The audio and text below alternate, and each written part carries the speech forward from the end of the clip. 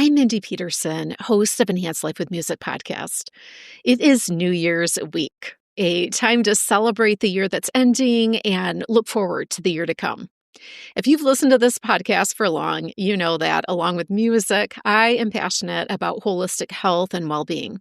Wellness is a topic that many of us turn our minds to as we wrap up the holiday season and look ahead to a fresh new year and contemplate what changes we may want to make in the new year.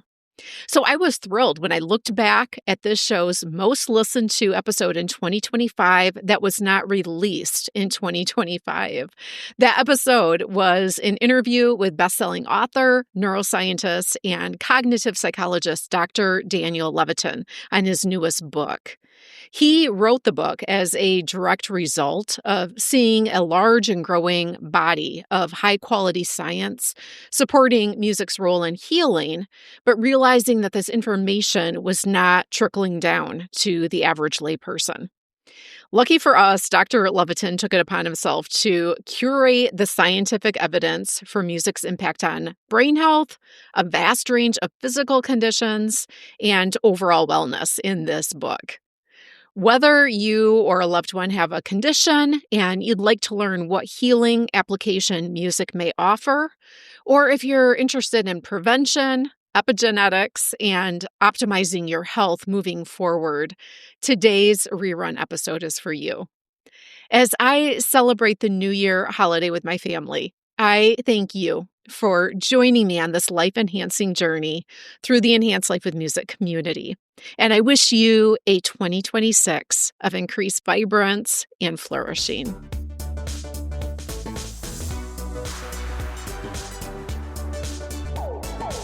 I'm Mindy Peterson, and this is Enhanced Life with Music, where we explore the ways music makes our lives better and spotlight the resources you can use to enhance your life with music.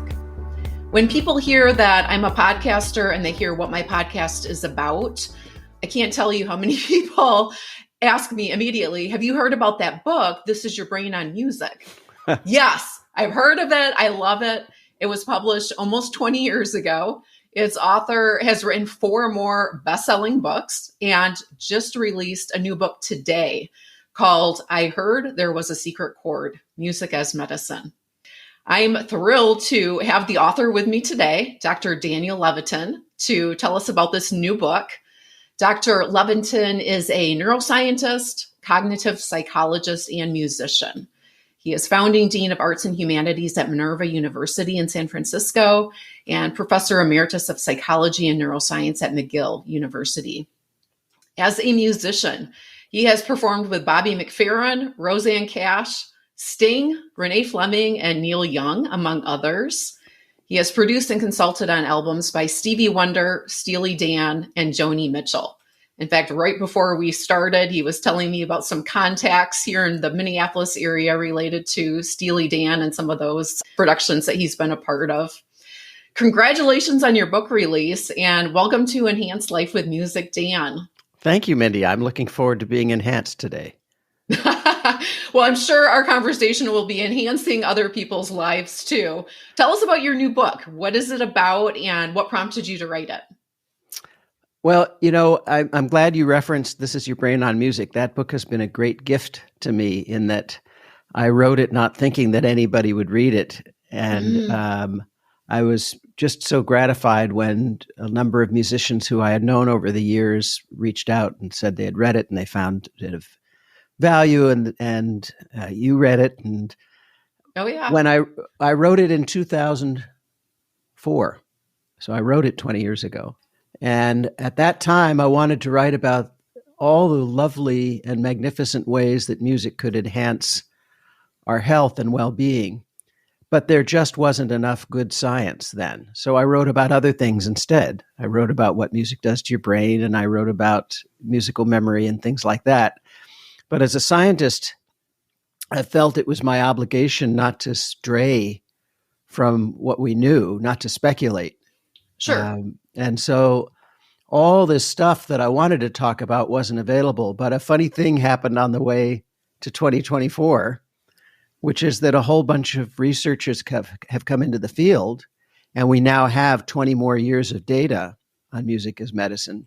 Yay. And that's what motivated me to write the book, talk about an enhancing quality of music for injury and recovery from surgery and disease and illness, chronic pain, treatment of diseases like Parkinson's and multiple sclerosis, but also just part of an overall wellness strategy. How can I keep feeling good? Even, forget about the focus on when I'm not feeling good. How can I feel better and stay productive and happy? Yeah. Well, and as you said, there's been this explosion of research and scientific evidence confirming the efficacy of music in use for, like you said, a whole range of conditions. But you mentioned in the book, a lot of that science and research had not trickled down to the average reader. And so that was one of your motivations and an impetus for writing this book, is to just bring some of this evidence more to the masses. Is that accurate? Yeah, absolutely. Okay. It's all stuck in all these findings I'm talking about are stuck in dusty journals and libraries, and nobody reads them. So Sure.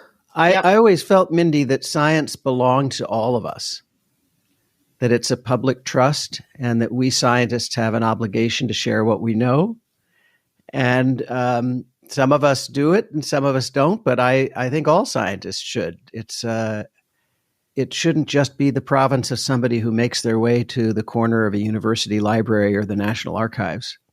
Well, I appreciate that. And I feel the same way about musicians. I feel that we all are called to be advocates for music and the benefits of music. And some of the reasons that you started this or wrote this book are some of the reasons I started this podcast. Is I would see all these little nuggets in the news about music's power, like helping Gabby Giffords relearn how to speak again after her shooting that she survived. And that story of her shooting was so big in the news back, 11 or more years ago when that happened. What wasn't huge in the news was that music therapy was what helped her relearn how to speak. That was kind of buried in one of those articles. And I remember seeing that sentence and being like, hey, wait a minute, like this is really huge. Do people realize the power of music? And I feel like as musicians, we get it, and we just assume other people do too because of that curse of knowledge. and they don't. I feel that's our responsibility as musicians, to educate people and help them understand the power that music has, both as a public service, because I really do feel it makes lives better, and as job security for musicians and music educators. People need to know the value that music brings to our shared human existence. What instruments do you play? I'm a pianist, for sure, primarily a pianist. I took a few years of violin when I was in high school, but I taught piano lessons for years and years before taking my job now, where I work for a Steinway dealer here in Minneapolis in a sales fantastic role. Yeah. So, and do you have a Steinway at home? I don't. I have a Kauai. We're also the Kauai dealer. Kauai's great. Yes. Yeah. Yes. Yep. I've been really happy with it. And maybe someday I'll have a Steinway, and maybe not. The Kauai's working out great for me.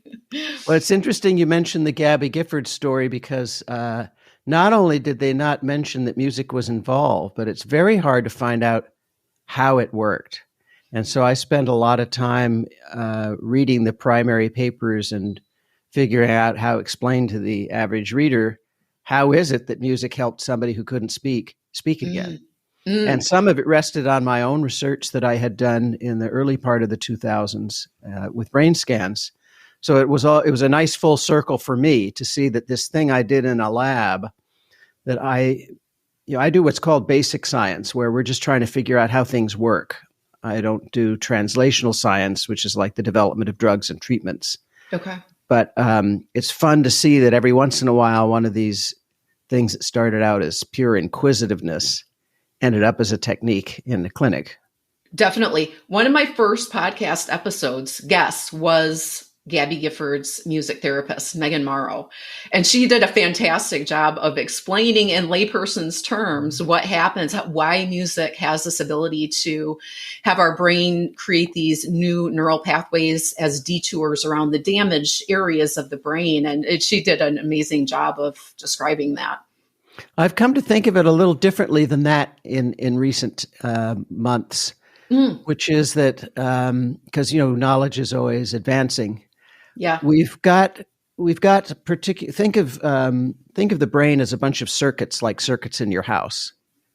When you've got a circuit box and you've got wiring, and think of the neurons as wires, basically, that hook up different parts of your brain. And if a wire or a circuit goes bad, the light in one room may go off, right? Yeah. Uh, I and just blew a circuit the other day, in fact. an apropos analogy today, then, in Minneapolis. And so in the brain, we've got redundancies. We've got a lot of overlapping circuits, so that if one of them blows a fuse, as it were, there's something else to fill in. And we had shown, Vinod Menon, my colleague, and I at Stanford had shown back in the early 2000s that music and language use a lot of the same circuits. Well, that makes sense. Of course they would. They both, certainly when you're listening, they're both using the hearing sense. And when you're singing or speaking, you're using your voice. They both have timing. They both have intonation. So the difference between a question and an answer is kind of like a melody. And so all these features are in common. And yet there are separate dedicated circuits for each that live in parallel. And the music circuits are older, evolutionarily speaking. They developed first, as far as we know. So if the language circuits become damaged in cases of aphasia, from a tumor or a stroke or a bullet to the head, Right. they no longer function, but the redundant circuits will. And you can train those musical circuits and some of the language redundant ones, if they're still there, to express yourself in song. And then the brain retrains itself through a process called neuroplasticity. It rewires itself. It sends out new wires to take the place of the damaged ones. So Gabby would be singing things like, "I'd like a glass of water," but she couldn't say, "I will." She couldn't say it, but she could sing it. Yeah. Well, you mentioned that you feel scientists have a responsibility to share the work with the masses. And I just really appreciate researchers and scientists like you who have the science background and can explain it, but also have that ability to articulate it in layperson's terms in an engaging way, both verbally and in written form. Because, let's face it, we all have different strengths, and some people are incredible scientists and researchers, but they're not going to be an engaging person to talk to on a podcast and explain things in layperson's terms. So all of us musicians really appreciate those of you out there who can do both. I wish I could take credit for being that wonderful person you described, but I'm not that good naturally at explaining things to the layperson, but I am a college professor and I teach undergraduates, and they've trained me. If they don't understand something I'm saying, they stop me and they make me say it again in a different way. And so I'm the fortunate beneficiary of all these students who let me try out the material on them. Sure. Well, we thank them. Yeah. Tell us about the title. How'd you come up with the title? I think it has something to do with a Leonard Cohen song. There's one of the most well-known songs by Leonard Cohen, the great Canadian songwriter, is Hallelujah. And it begins with the line, "I heard there was a secret chord that David played and it pleased the Lord." And it was such an evocative way to title a book. And it suggested that there was more. I was originally going to call the book Music as Medicine. A neuroscience explores, one of the oldest healing arts or something like that, which is a very straightforward title. But the book, I think, is more poetic than that and has more digressions into art and theories of art and what it means to be human. And I hope, without giving it away, that at the end, the reader understands what the secret chord is and how they fit into it. And so I'm hoping the title will intrigue people because, it has that all-important word, secret, like you will learn some secret if you read the book. And I think you'd be a better judge. I think there's secrets in there. Absolutely. Yes. Well, and But they we won't be could secrets for long. Good. Yes, we want lots of people reading this. We could have an episode on each of the chapters for sure. I mean, there's so many chapters that cover music therapy's efficacy for different situations. Oh, well, let's not do that. Well, we could, and it would be super fascinating. We have had lots of podcast episodes covering a lot of these different, music as an intervention with stuttering, with multiple sclerosis, Parkinson's disease, trauma and PTSD, dementia and Alzheimer's, pain management, eating disorders, substance abuse. There's so many that you cover in the book. That's all fascinating. Since we have talked about a lot of those on this show, I'm going to kind of mine some of the other treasures in your book. Tell us a little bit about, you go into the neuroanatomy of music and what makes it so effective and powerful for this litany of situations and conditions. Talk to us a little bit about the neuroanatomy of music and why it's so powerful. Well, so by neuroanatomy, what we're basically talking about is which parts of the brain, which anatomical parts of the brain are activated by music. And it's complicated because music isn't, to begin with, I'm going to sound kind of professorial here, but let's define our terms. Music is not one thing. It's thousands of different things. It's drum circles, it's Tuvan throat singing, it's Gregorian chants, it's Nine Inch Nails, and it's Taylor Swift, and it's Miles Davis, and it's the acid jazz of Sun Ra and his orchestra, and it's bluegrass. And so when we talk about music, what are we talking about? And are we talking about the rhythm or the precise pitches or the frequencies? Are there magical frequencies that yield certain effects? Are we talking about melodies, harmony, the vocal timbre, the instrumentation? So you can imagine how complicated this is. And the short version of it is that by music, I'm considering anything that anybody intends as music. I'm not going to start saying, oh, I don't think that's music. That just sounds like noise to me, which is what my parents said about the Beatles and the Carpenters. And we did a survey recently where we asked people what genres they listened to when they had a transcendent experience of music. And I define transcendent as something that takes you outside of yourself and puts you in touch with a larger power, or makes you feel part of a larger social collective, or gives you spiritual thoughts, any of the above. And I think my colleagues expected, oh, well, it's going to be Mozart and Bach and maybe John Coltrane. But 17% of listeners said they had those experiences listening to hip hop. Oh, interesting. Hip hop is the dominant music form and has been for 40 years. And that's what I'm told. yeah, for people my age and younger people like you, it may not seem that, but for the younger people than either of us, it certainly is. And so who am I to say what music is? That's not my job. Rhythm is processed in different parts of the brain than melody, and instruments are processed at a different part than that. And it all comes together in a really extraordinary way in which we can simultaneously, we can choose whether to listen to the collective, just let the music wash over us, or, as you know, as a musician, we can choose to listen to just one instrument.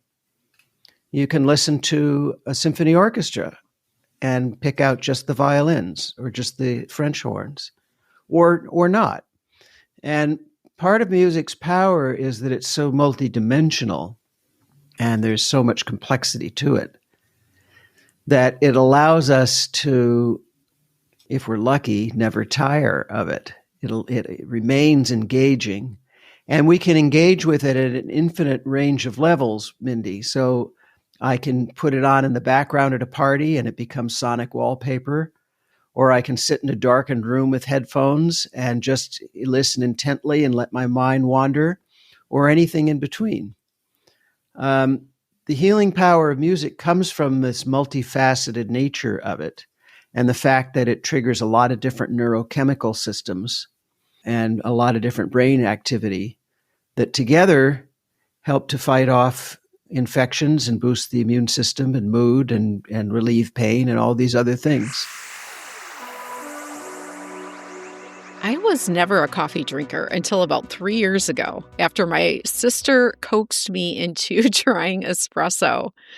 I have to admit, I loved that caffeine boost and the strong flavor of espresso. But I saw that people who drank it every day didn't even feel that caffeine boost anymore, and they felt horrible and got headaches if they didn't have their morning caffeine. So I let myself have espresso a few days a week, and I went in search of a morning beverage for the rest of the days, something that would still boost my mental clarity and energy. I was thrilled when I discovered mud water. It was created by an artist and dad who used to be addicted to coffee. He started to blend mushrooms like lion's mane, cordyceps, reishi, and chaga with superfoods and spices. I've become a huge fan of the original masala chai, a blend that supports gut health and immune function, along with energy and focus. Try it yourself and get 20% off your first order at mudwater.com/enhancelife. Mudwater is spelled Mudwtr. A link is in the show notes. You talk a lot in the book about neuroplasticity, and you say it's the ability for the brain to be molded and formed through the changing of synaptic connections and the growth of neurons, dendrites, and myelin sheaths. The most profound, and I'm quoting here, the most profound brain plasticity effects have been observed in professional musicians, and quality of life is markedly higher for people who learn an instrument. If that shatters your stereotype of the suffering artist, surely there are those that fit this description, but as a group, musicians are happier than non-musicians, end quote. And then you go in and you kind of do a deep dive on the difference that musicians experience if they're professional versus amateur. And I found this really fascinating because obviously we've all seen plenty of statistics and stories about professional musicians who have substance abuse, alcohol and drug addiction, depression, mental health issues. They die young. So talk to us more about this seeming paradox. If music is so healthy, why do we see so many professional musicians with substance abuse and mental health issues? And you sort of have a personal experience with this too, because you've been both a professional musician for over a decade at a point in your life. And now, as a scientist, your music is a little bit more of an amateur role in your life. Yeah. But I still get to play with professionals. Yeah. I say amateur, an amateur who's playing with Roseanne Cash and Bobby McFerrin and Renee Fleming and so forth. And by the way, those three do not have any drug addiction problems or any difficulties. They're wonderful people and amazing collaborators. But I think so. Music is healthful. It promotes a sense of agency that I can create something in the world, and creating something is a powerful mood booster and self-confidence builder. Most music occurs in the context of groups, so it's pro-social, and it teaches us patience and negotiation skills. And to play with someone else, you have to step outside yourself and think about what they're going to do, and you've got to work off of it. Bobby, of course, Bobby McFerrin is the master at this. Sure. He's like a sketch comedy artist who reacts rather than acts. Whatever I do, he reacts to it. Then I try to react to him, and he tries to react to me, and it's wonderful. It's a conversation like you and I are having. Yeah. And he's listening, not just thinking of some nugget he can pull out that will impress me at some point. The difficulty, though, when you talk about professional musicians is the life of a professional musician is stressful. If you're a touring musician, which most professionals are, you're on the road a lot. Many are on the road 150 or 200 days a year. You're flipping across time zones. Your nights become your days. Performances might not end till midnight, and so you're out of sync with the rest of the world. Meal times get kind of screwed up if you're sleeping until noon, because you didn't get to sleep till 4. Mm-hmm. the pressures of playing, of trying to work your way up through clubs and concert halls where the concert hall owners and the club owners don't always treat you well. Sometimes they don't pay you. You've got all this equipment you're carting around. You're worried about whether your next song is going to be good enough or whether you're going to be thought of as a has-been. And all those pressures would apply to any job. They're not unique to music, but any job that required constant travel, constant reevaluating yourself. I would say it certainly applies to touring actors, but it probably applies to traveling salespeople and to people who are climbing the corporate ladder and having to travel a lot for their jobs. And, all those things it's not the fault of music. It's the fault of the music business. That's a perfect distinction to make. Yeah.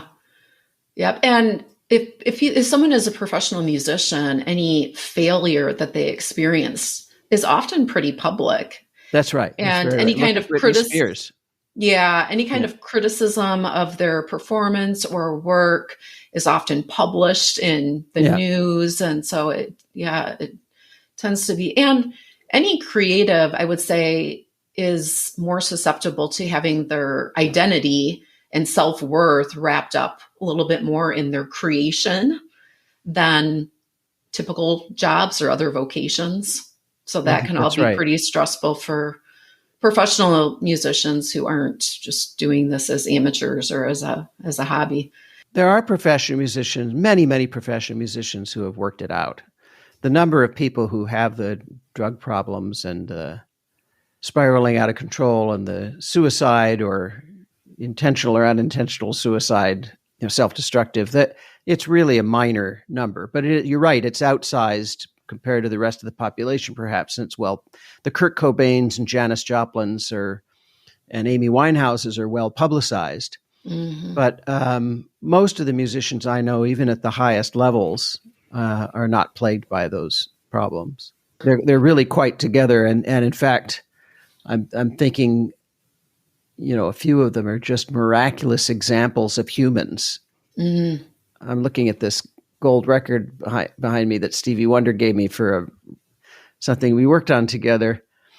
And I realize this is a podcast, so nobody can see it, but I have this. I can, since we're on a video call, but nobody else. I have this framed award here that I look at because it doesn't remind me that we sold a lot of records. It reminds me of what an amazing man Stevie is and how I aspire to be like that. He's so warm and generous, and he's spiritual, intellectual, emotional, and physical, and all at the same time. It's like he's one of the most perfectly balanced people I've ever met.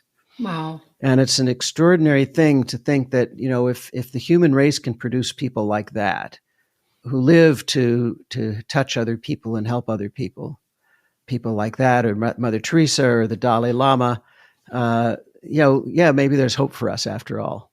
Love that. You talk in the book about prevention and the brain benefits of music training later in life. One of the quotes from the book, you say, older adult musicians, whether amateur or professional, show much smaller declines in processing speed, and their nonverbal auditory memory and verbal memory remain stronger. Musicianship also lowers the odds of developing mild cognitive impairment and dementia. End of the quote there. So if somebody's listening to this and thinking, well, I kind of missed the boat here because I'm halfway through my life, I'm maybe in the last quarter of my life, as my dad tends to say, how late is too late? How much music training is needed before brain benefits show up, and how long do the benefits last?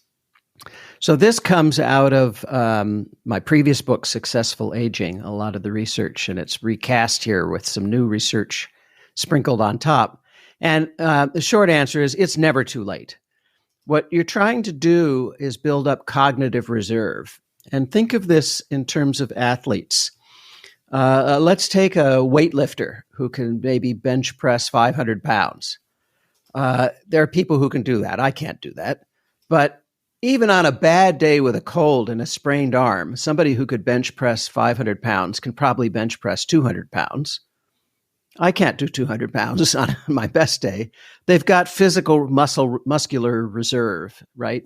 And so the equivalent is cognitive reserve. Build up as many skills as you can, particularly skills that involve the motor system and some sort of feedback between your body and brain. And then, as the inevitable slowing of aging occurs, and the not inevitable but possible effects of dementia and Alzheimer's could set in, the reserve means that the symptoms of the brain decline may not show up for years or decades later. You can mask Alzheimer's with cognitive reserve. And right now, since we don't have a cure for Alzheimer's, the best you could do is hope that it doesn't show up until much later.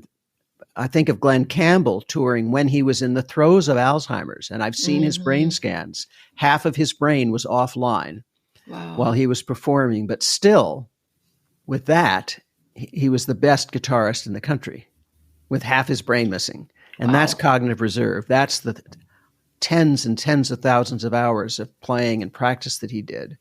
And they'd put him out on stage, and he wouldn't know what city he was in. He wouldn't know where he was in the set. He might play the same song 2 or 3 times in a row because his memory was gone. But once he started playing, he remembered every lick, every chord, not every word. He'd miss verses, but he had an iPad with the lyrics on it.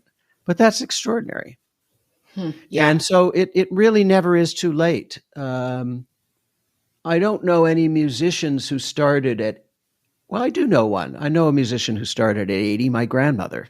Oh, really? My grandmother had never played music before. And when she was 80, she'd been an immigrant to this country, as many people are. And she told my mother and me that she would wake up every morning and sing God Bless America because she was so glad she was here.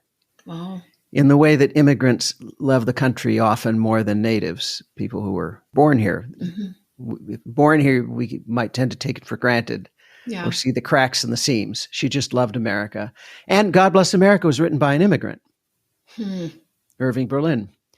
So my mother and I bought her a little keyboard at Radio Shack, an electronic keyboard, and we put masking tape on the keys with numbers 1, 2, 3, 4, 5, 6, so that she could play the melody. Very cool. And by her 81st birthday, she had worked out a rudimentary left-hand accompaniment. And by her 82nd birthday, she'd removed the tape altogether. And she played that song every morning and until she died at 97. Oh, wow. What a touching story. That's awesome. Going back to Hallelujah. Now, I've heard that there was a secret chord that David played and it pleased the Lord. Going back to David, you mentioned how David played for Saul in biblical times, and it's more a recent feature of Western society that we've separated healing and music. And I'll quote here from your book, "We tend to see healing as the province of doctors and music as entertainment. Perhaps it is time to reunite 2 of the most intimate parts of our lives." Scientific advances in the past 10 years have provided a rational basis for this reunification, opening a dialogue between healthcare workers, health insurance companies, and all the rest of us. The research allows us to take what had been speculation, anecdote, and observations untethered from evidence and join them in equal partnership with prescription drugs, surgeries, medical procedures, psychotherapy, and various forms of treatment that are mainstream and evidence-based. So, end quote. And then one final quote that I'll share. "I heard there was a secret chord. We'll show you what we know, how it can be explained, and how we can harness the potential of music for healing and for staving off disease in the first place, for relieving pain, for helping us look forward and reimagine our lives." So I could give you lots of favorite quotes, but anything else that you want to say to listeners before we wrap things up with a quota? I love the way you synthesized that at the end. That is what the book's about. There's a QR code that will accompany the book, and we've created a playlist of all the songs mentioned in the book, like 300 of them, in order. And you listeners, readers of the book can listen along on Spotify, Pandora, Apple Music, Amazon Music, and YouTube. Love it. Very cool. Well, thank you so much for joining us today, Dan. I ask all my guests to close out our conversation with musical ending, a coda, by sharing a song or story about a moment that music enhanced your life. I understand you have a song that you'll be sharing with us today. Tell us about your song, There Is Delight. Well, so I've been writing songs since I was 18, and I've been very lucky in that I've had two songwriting mentors across the last 15 years. One is Rodney Crowell, one of my favorite writers and a multiple Grammy-winning songwriter, Americana style, a little bit of country. And also Joni Mitchell, who sat down with me over a series of dinners and helped me to think about how to approach the writing of my songs. And with that as a background, I felt like, even though I'd been writing songs for 50 years, 48 years, even though I've been writing songs for decades, the ones in the last 15 years are feeling better, more authentic and more like what I want to say. And the story of There Is Delight is that for my book, Successful Aging, I went to visit people who were aging successfully in their 80s and 90s and really functioning at their peak. So I spoke to people like Jane Goodall and Secretary of State George Shultz, who was 97, and the Dalai Lama, who had just published his 125th book at age 84. So I went to India to visit him, and in anticipation of visiting him, I read a few more of his books that I hadn't read. And his teaching is all about joy and gratitude. And so I had this phrase in my head, there is delight, there is delight. And I got stuck, and I only had the verses. And I was thinking of the Hallelujah song by Leonard Cohen, and heard there was a secret chord that David played when he pleased the Lord. And then I was thinking about praying and how when we pray, we're basically sending a song or a missive out there and not really expecting a literal answer. So the verse was, there is delight in singing though none hears, beside the singer, there's delight. A later verse is, there's delight in calling out your name, though you don't hear.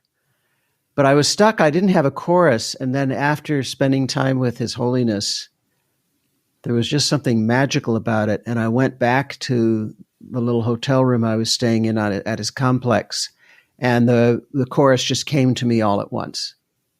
And it was just this song that Roseanne Cash talks about, how every once in a while you just put up your catcher's mitt and the song lands in it.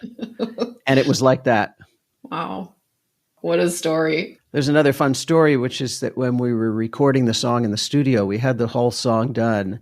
And in listening back, I thought, oh, it really needs a piano solo. And so we had a piano player on the session, and he's a great piano player. He played on the whole album. The album is Sex and Math, by the way. Oh, do I want to ask about the title of that?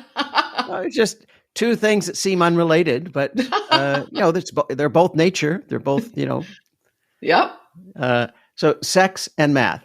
Well, and it also invoked the idea that there can be the logical and the sensual, and that they don't need to be separated. Okay. So the piano player, who was terrific, he wasn't playing what I wanted to hear, or what he wanted to hear.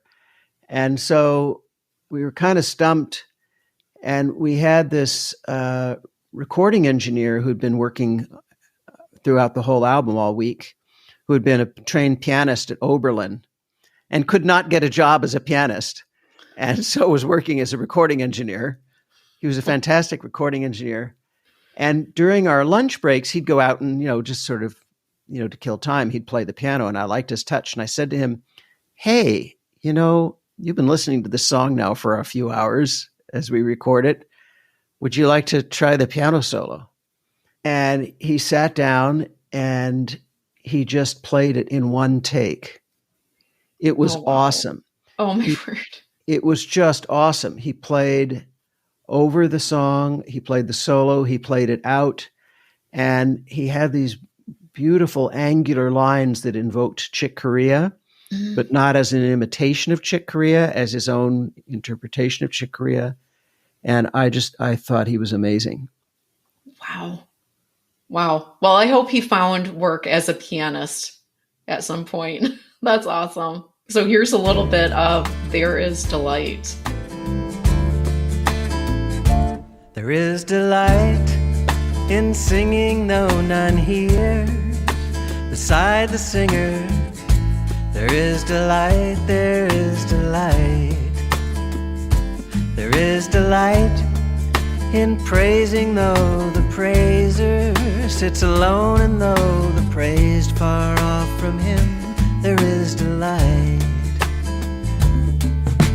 All that came before us is just light, and so despite the pleas and pleasantries, we claim the night. Warmer climes give brighter plumage, stronger winds that breeze of alpine heights. You spread your wings and find what's right. The siren sings, the ship's at sea, though none hear. And that is a little bit of Dr. Levitin's There Is Delight. You can listen to the full song, including that piano solo, with the YouTube video in the show notes. Thank you so much to Dr. Levitin for his research and for translating and disseminating to us lay people the many compelling studies on music's healing power. There's a link to his book, I Heard There Was a Secret Chord, in the show notes, as well as links to his other books, including This Is Your Brain on Music. You'll also find a transcript of this episode and links to related episodes you may enjoy, including my interview with Gabby Gifford's music therapist and episodes on music's use as a healing intervention for MS, Parkinson's disease, eating disorders, chronic pain relief, and more. All Enhanced Life with Music episodes are evergreen, so be sure to check out the back catalog for more ways that music can make your life better. I want to give a quick shout out to Dr. Sheetal Ejmani. Dr. Ejmani is a physician and fellow podcaster who recently had me as a guest on her show, Essential Self-Care, to discuss the power of music as a self-care tool. I'll include a link in the show notes. Thank you so much for joining me today and for sharing the show. Until next time, may your life be enhanced with music.